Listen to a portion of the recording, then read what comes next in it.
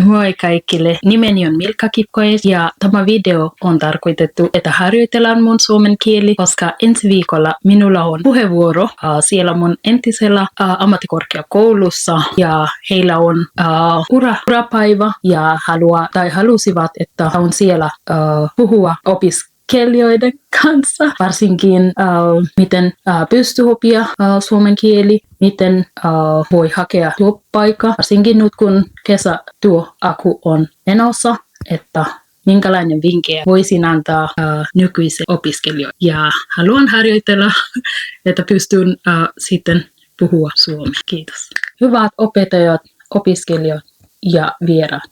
On suuri kunnia olla täällä tänään 6 vuotta valmistumisen jälkeen ja nähdä mun opettajani ja kiitän lämpimästi tapahtumajärjestäjiä, kun sain tulla puhumaan teille. Ja nimeni on Milka Kipkoes-Huuto. Olen kotoisin Keniasta ja siellä on noin 5-8 miljoonaa asukasta Suomen verrattuna, kun täällä on 5,6 miljoonaa asukasta. Keniassa on vain 2 vuoden aikaa, sadekausi ja kuivakausi, kun taas Suomessa nautitaan 4 vuoden aikaa. Ja Kenia lyhyesti. Paras aika matkustaa Kenia on kesä tai kesästä lokakuun ja silloin voi kokea kansallispuisto kuuluisaan Gnu-antilopien vaelluksien ja rantaloman Mombasassa. Lämpötila on silloin mukava 28-30 astetta ja sateita on vähän. Ja taustani ennen Suomea. Ennen Suomen muotoani työskennelin laboratorioalan siellä Keniassa ja minulla oli jo 10 vuotta kokemusta sekä laboratoriotyöstä ja laadunhallintajärjestelmiä. Ja valitsin Suomen ja Sentry-ammattikorkeakoulu entisen opiskelijan MAK-suosituksesta. Ja MAK nyt työskennelee sairaanhoitajana ja osastohoitajana siellä Helsingissä. Ja lyhyesti minun elämä Suomessa. Ja Suomi on antanut minulle enemmän kuin koskaan osasin toivoa. Minulla on rakastava aviomies. Tyttäreni on saanut muuttaa Suomeen ja hän on valmistunut ammattikorkeakoulusta viime joulukuussa. Ja hänestä tuli myös sairaanhoitaja. Ja opiskeluni ammattikorkeakoulussa. Opiskelin täällä syyskuusta 2016 joulukuun 2019 ja sain vahva teo sekä opettajilta että opiskelutoveriltani reumatoiden ja käytännön läheisen oppimisen kautta. Opiskelumalli oli selkeä. Opimme täsmälleen niitä asioita, joita työelämässä tarvitaan. Eli teoria ja käytäntö kulkivat aina käsi kädessä. Ja harjoittelupaikkani opintojen aikana tein harjoittelut muun muassa vanhainkodissa, tein kotihoito, kirurgi, psykiatria, lastentaudit ja perhe ja sitten syventävä, sanotaan advanced nursing, kieli nyt loppu. Ja sitten sisätauti osastolla, missä nyt työskennellen. Ja meidän osastopalvelut ovat muun muassa maksasairauksia, potilaita hoidetaan, munuaisten vajaatoiminta, diabetesta sekä astma ja COPD, infektiopotilaita, kuten COVID, influenza, tuberkuloosi, Clostridium ja norovirus ja niin edelleen. Oppinäytetyöni silloin kun olin opiskelija oli kansainvälisten opiskelijoiden stressi ja tutkimuksemme, mä tein mun luokkakaverin kanssa ja tutkimuksemme osoitti, että kansainväliset opiskelijat kokevat taloudellista stressiä ja siitä tulee esimerkiksi lukukausimaksut. Ja silloin kun tehtiin tämä työnäytetyö, meillä oli lukukausimaksu, siis oli ilmaiseksi, eli meidän ei tarvinnut maksaa lukukausimaksu. Ja nyt voisin kuvitella, että kun lukukausimaksu on jopa 6 000–13 000, että miten opiskelijat pärjäävät sitten sen kanssa. Ja emotionaalinen stressi Yksinäisyys, perhe on kaukana, vaikeuksia solmia uusia ystävyyssuhteita ja sitten opiskelustressiä, paljon tehtäviä, siis koulutettavia, tiukat aikataulut ja erilainen opiskelujärjestelmä.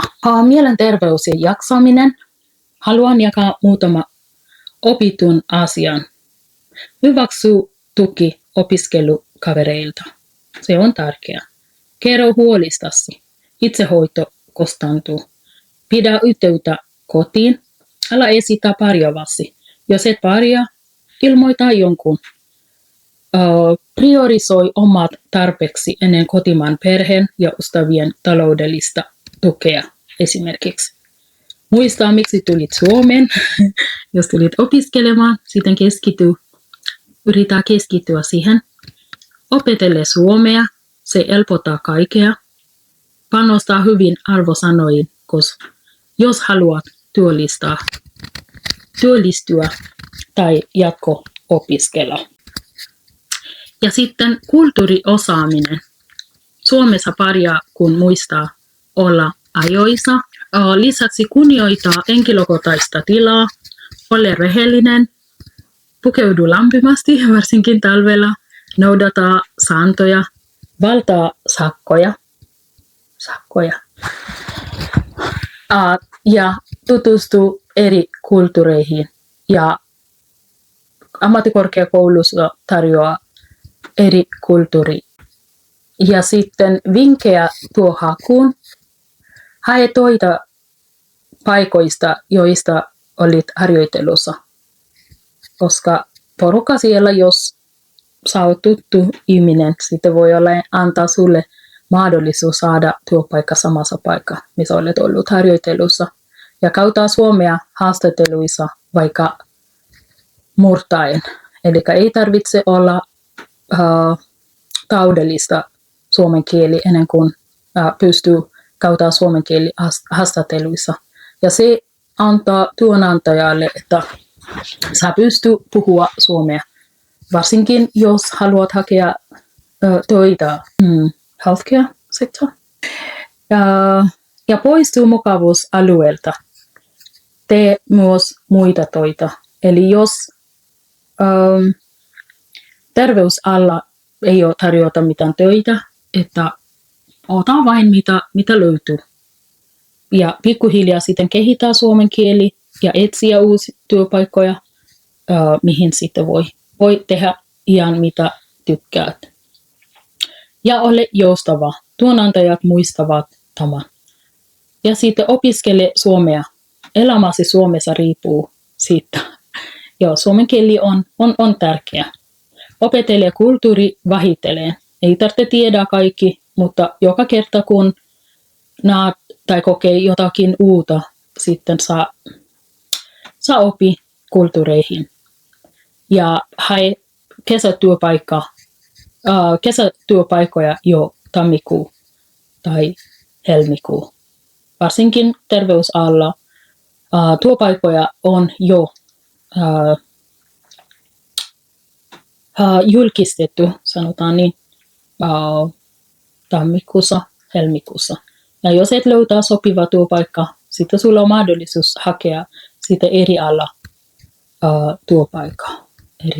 Ja loppusanat haluan kertoa tämä sanoin Maya Angelousta. Eli ihmiset unohtavat mitä sanoit, ihmiset unohtavat mitä teit, mutta ihmiset eivät koskaan unohda, miten sait heidät tuntemaan. Eli vaikka kieli voi olla vaikea, mutta ihmiset muistaa, mitä olet saaneet heidät tuntemaan. Kiitos. Tämä oli harjoittelu, mutta en tiedä, onnistuuko sitten tämä esittely ensi viikolla.